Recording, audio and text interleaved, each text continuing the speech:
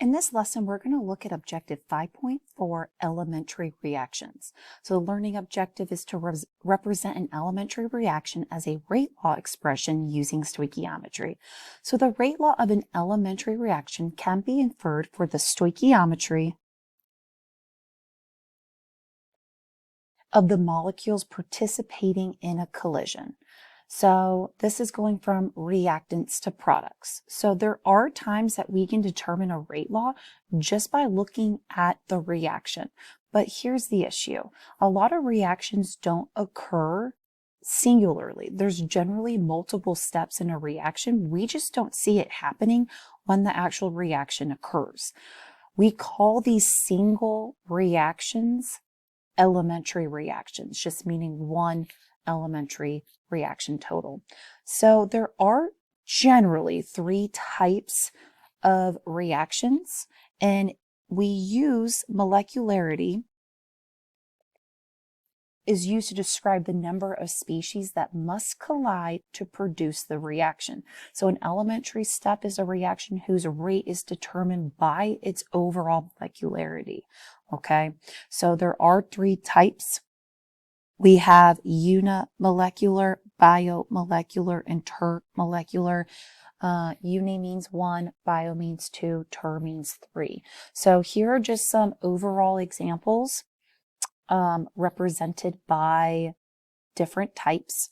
For the unimolecular, you can see we just have one singular species, indicating that uni. Now for biomolecular, there are two different types of reactions you can see. You can see two different species. You could see A plus A, which essentially would be 2A. So their rate laws would look like this. And again, what's happening from looking at the example in the bullet point to the rate law are general estimates of what the rate law could look like. And again, this is based off using stoichiometry. All right, now obviously we know the best way to determine a rate law is through data, but let's say you don't have data and you only have the reaction. You could make an estimate by looking at the reaction. Next, in the termolecular, you can see 2A plus B. So looking at that rate law, overall, it equals to 3 for termolecular. Then if you have, let's say, 3 singular species, all to first order, 1 plus 1 plus 1 equals 3. So here, determining that molecularity, if you weren't able to tell, is because we took the overall order of the reaction, took the sum of all the powers, and that correlated to the type of molecularity it was. Now, there is an issue about termolecular reactions, okay? And I'm going to use this A plus B plus C as an example.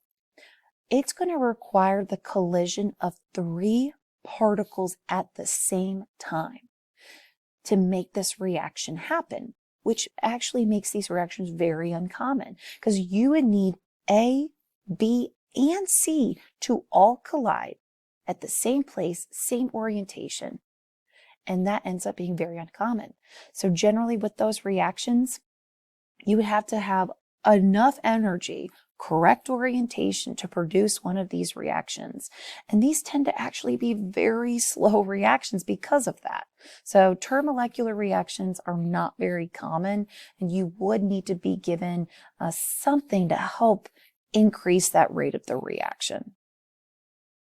So moving on, so an elementary reaction would just be a single step within something called a reaction mechanism. So a reaction mechanism will be where we have, multiple steps or elementary reactions for the overall reaction. Okay, so a reaction mechanism is knowing that this reaction might take 2 steps to make our overall reaction happen. So looking at this one right here, 2NO plus oxygen makes 2NO2. First off, this tells me based off molecularity that this is a termolecular reaction because I have 2 coefficient and 1 coefficient. So that would result in 3 particles colliding at the same time in orientation. So it's very unlikely for this reaction to occur in one single step because all 3 particles must collide at same time in orientation. So when you see termolecular reaction, the reaction will actually occur in multiple steps or a multiple elementary reaction. This one actually takes 2 steps, or we could say 2 elementary reactions for it to actually occur. So if you look at here, so when I say these 2 elementary reactions are 2 steps, you actually can get a net equation that will be formed by combining the 2 steps in this case and canceling any species found on either side of the reactions. So think of when we learned Unit 6 thermodynamics, when we talked about spectator ions and they were the same on either side, and you cross them off because they didn't change. In this case, I would not say these are spectator ions. We're going to learn their terms here in just a second, but you're going to treat it the same way you did in that unit, where we would cross things off on either side, okay? Or even in Unit 4 when we did net ionic equations. And so here, the sum of all the elementary steps is the same as the overall balanced equation from the start. All right, so let's look at this example. So here it says that this occurs in 2 steps, step 1, step 2. And so here, a reaction mechanism is proposed that 2NO gas makes N2O2 gas as the first step. Step 2 is N2O2 gas plus oxygen making 2NO2 gas. So I want you to look at this reaction and see if you see anything that is on either side of those reactions that could cross off.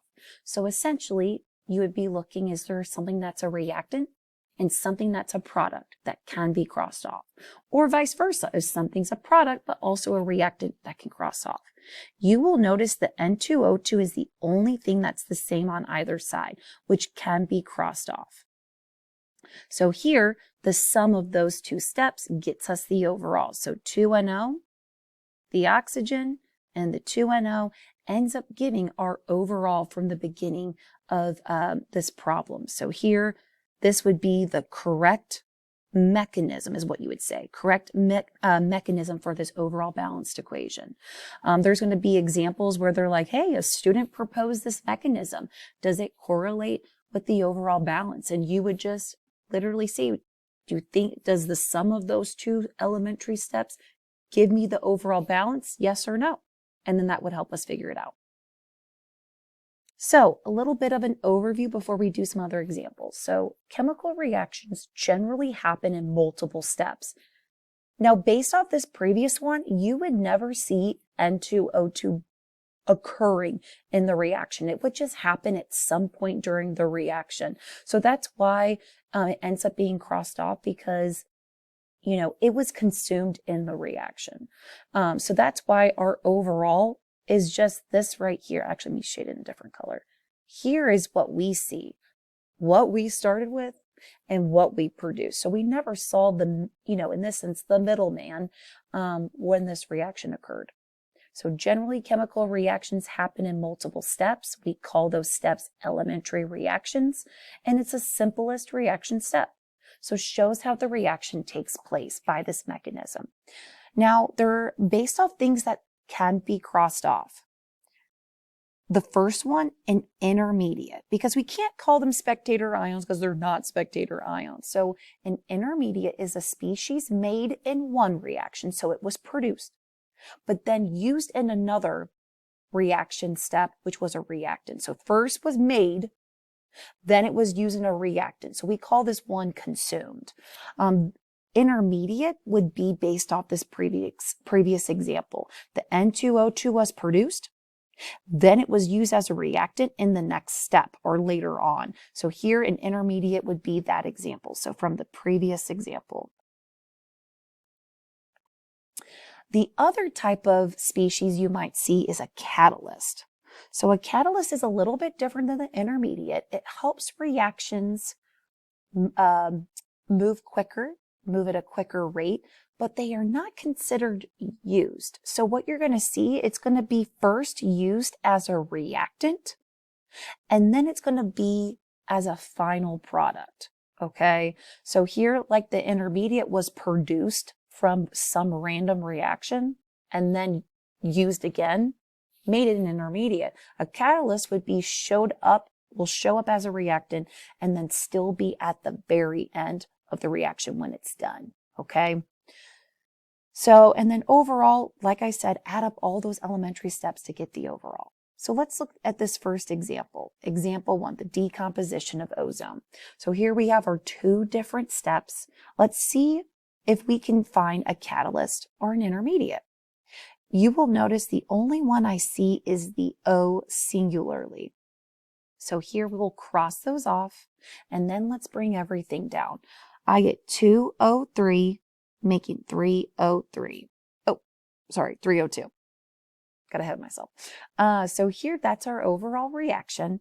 And so most of our problems in this unit will ask you, find a species that's an intermediate or identify the intermediate or catalyst in this reaction. So here, you would say that O is the intermediate. And there was no catalyst in this reaction. And now let's look at this one. Now, I know this entire objective, we've only looked at 2 elementary steps for a reaction mechanism. There can be more, okay? We've been just looking at two elementary steps right now, but there could be 3, there could be 4, okay? So yeah, why don't you pause the video, try this out yourself, and then identify which species you crossed off. Was it a catalyst, was it an intermediate, or was it neither, okay? Or you only had one, okay? So yeah, pause the video and try this out yourself. Right, so you can see in this example right here, I was able to find 2 species that were able to cancel out. You will notice the Ki was first a reactant and then lastly a product. So this told me that this was a catalyst, okay? It was never actually really consumed in the reaction. And then the KiO2 was produced in the first one and then was right back at the reactants in the second. So it showed me that it was consumed. So here the KiO2 I actually would never see in the entire reaction. The Ki actually would have been used at the start of the reaction, and then you would still see it as a product after the reaction happened. Here I got my overall as the decomposition of H2O2 as H2O2 making oxygen and hydrogen gas.